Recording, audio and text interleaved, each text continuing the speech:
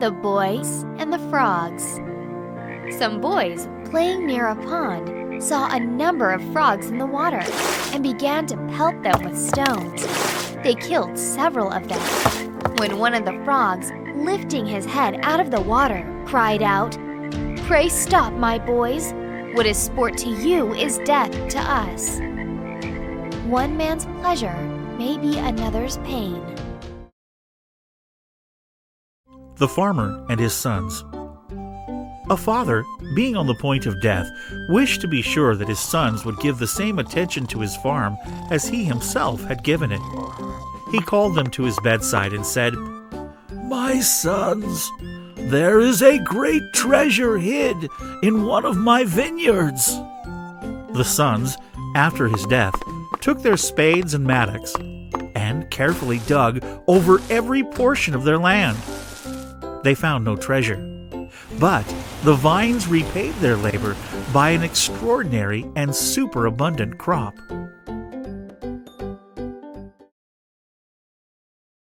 The Goose with the Golden Eggs. One day, a countryman going to the nest of his goose found there an egg all yellow and glittering. When he took it up, it was heavy as lead, and he was going to throw it away because he thought a trick had been played upon him. But he took it home on second thoughts, and soon found, to his delight, that it was an egg of pure gold. Every morning the same thing occurred, and he soon became rich by selling his eggs.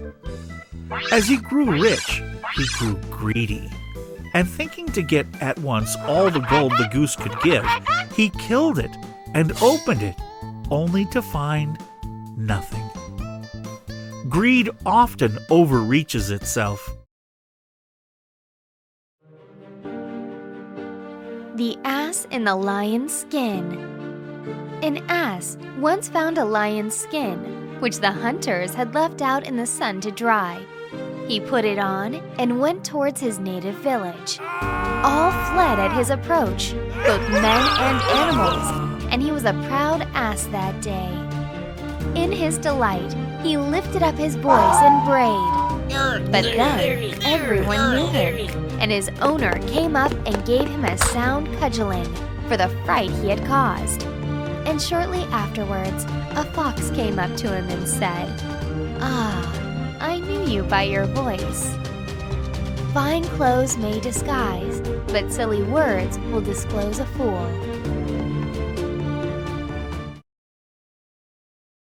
The Boy Who Cried Wolf.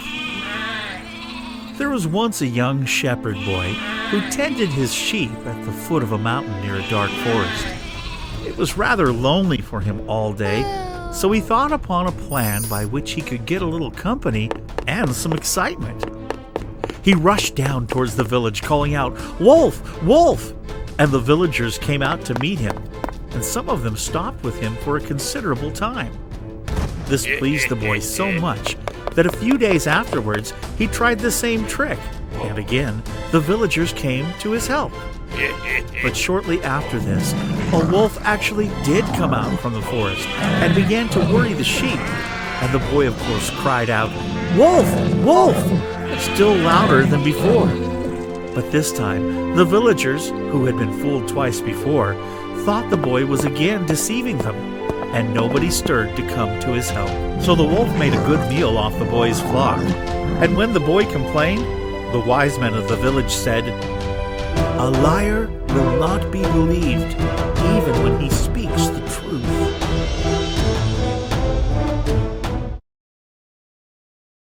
The Lion and the Mouse. Once when a lion was asleep, a little mouse began running up and down upon him. This soon wakened the lion, who placed his huge paw upon him and opened his big jaws to swallow him. "Pardon, O king," cried the little mouse. "Forgive me this time. I shall never forget it. Who knows but what I may be able to do you a turn some of these days." The lion was so tickled at the idea of the mouse being able to help him that he lifted up his paw and let him go.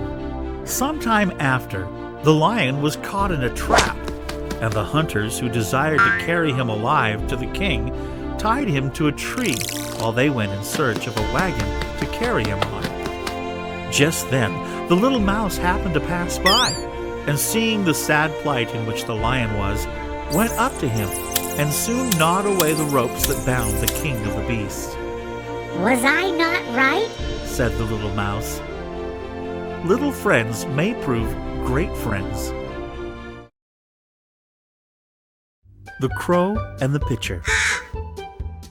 A crow, half dead with thirst, came upon a pitcher which had once been full of water.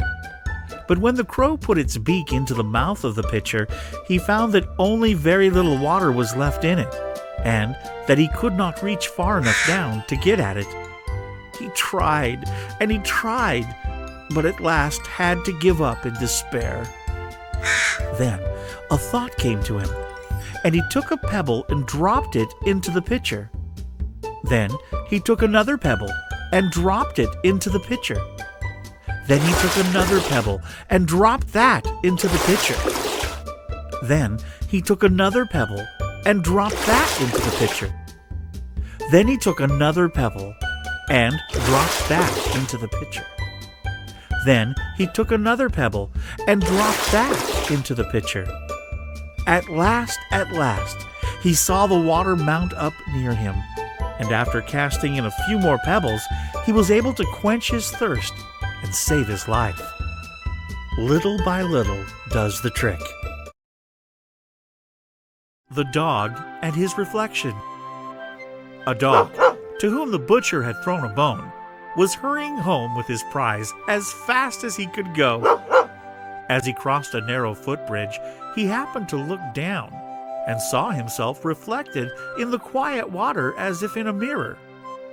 But the greedy dog thought he saw a real dog carrying a bone much bigger than his own.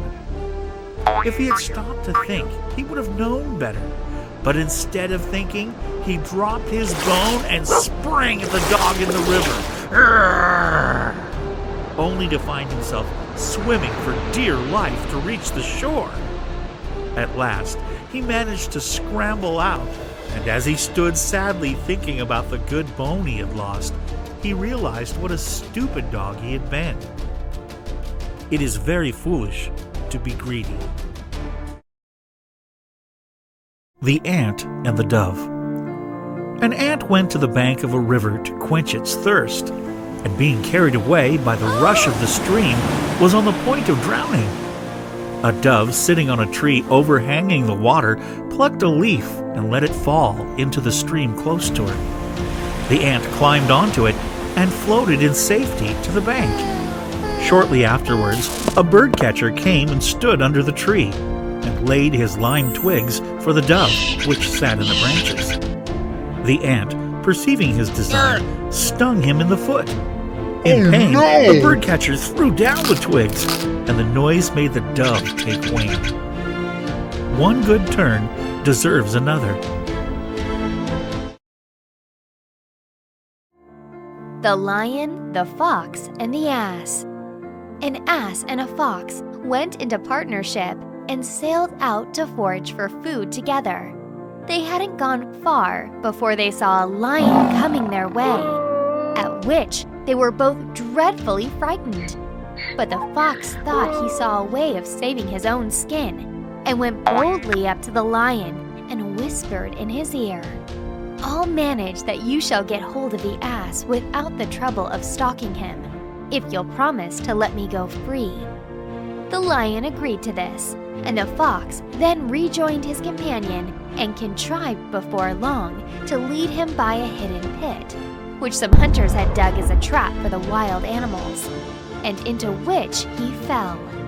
When the lion saw that the ass was safely caught and couldn't get away, it was to the fox that he first turned his attention, and he soon finished him off, and then at his leisure proceeded to feast upon the ass. Betray a friend, and you'll often find you have ruined yourself. The Miser and His Gold.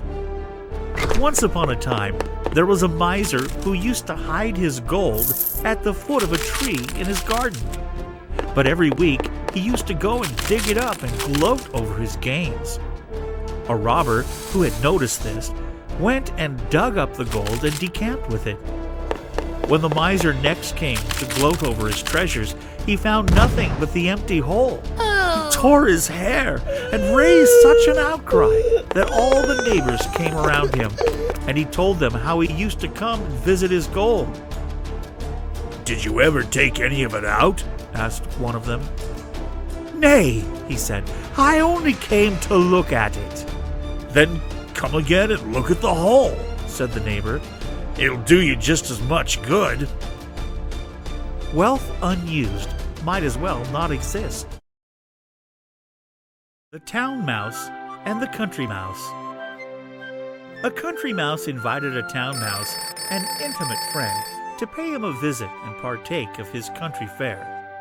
As they were on the bare plowlands, eating their wheat stalks and roots pulled up from the hedgerow, the town mouse said to his friend, You live here, the life of the ants, while in my house is the horn of plenty. I'm surrounded by every luxury, and if you will come with me, as I wish you would, you shall have an ample share of my dainties. The country mouse was easily persuaded and returned to town with his friend. On his arrival, the town mouse placed before him bread, barley, beans, dried figs, honey, raisins, and last of all, brought a dainty piece of cheese from a basket. The country mouse, being much delighted at the sight of such good cheer, expressed his satisfaction in warm terms and lamented his own hard fate. Just as they were beginning to eat, someone opened the door. They both ran off squeaking as fast as they could to a hole so narrow that the two could only find room in it by squeezing. They had scarcely begun their repast again when someone else entered to take something out of a cupboard, whereupon the two mice, more frightened than before, ran away and hid themselves. At last, the country mouse, almost famished, said to his friend, Although you've prepared for me so dainty a feast, I must leave you now to enjoy it by yourself. It is surrounded by too many dangers to please me. I prefer my bare plowlands and roots from the hedgerow, where I can live in safety and without fear.